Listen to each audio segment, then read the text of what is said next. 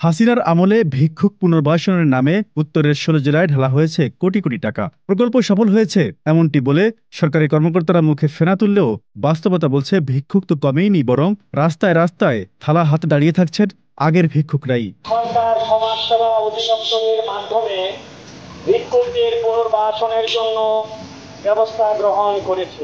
প্রশ্ন উঠছে, তাহলে বরাদ্দের টাকা কোথায় গেল? ভিক্ষুকরা যদি পুনর্বাসিতই হবেন, তাহলে কেন ফিরলেন আগের পেশায়? এমন প্রশ্নের সদুত্তর নেই কারো কাছে। বরাদ্দের টাকা ইচ্ছে মতো নয় ছয় ও অব্যবস্থাপনার কারণে পুরো প্রকল্পই যে ব্যর্থ হয়েছে, সেটিই বলছে একটি জাতীয় দৈনিকের অনুসন্ধানী প্রতিবেদন। ঢাকা শহরের বিভিন্ন এলাকাকে ভিক্ষুক মুক্ত এলাকা হিসেবে ঘোষণা করা হয়েছে। রবিবার পত্রিকাটির খবরে বলা হয়, ভিক্ষাবৃত্তিতে নিয়োজিত জনগোষ্ঠীর পুনর্বাসন ও বিকল্প কর্মসংস্থান নাম দিয়ে প্রকল্পটি এখনো চালিয়ে যাচ্ছে সমাজ কল্যাণ মন্ত্রণালয়। প্রকল্পের আওতায় ক্ষুদ্র ব্যবসা, গরু, ছাগল, ভেড়া, হাঁস, মুরগি ও সেলাই মেশিন বিতরণ করা হয়। ২০১০ সাল থেকে চলমান এই কর্মসূচিতে বরাদ্দকৃত ৮৭,২৩,৫০,০০০ টাকার মধ্যে ইতিমধ্যে ব্যয় হয়েছে ৫৪,১০,৯৪,০০০ টাকা।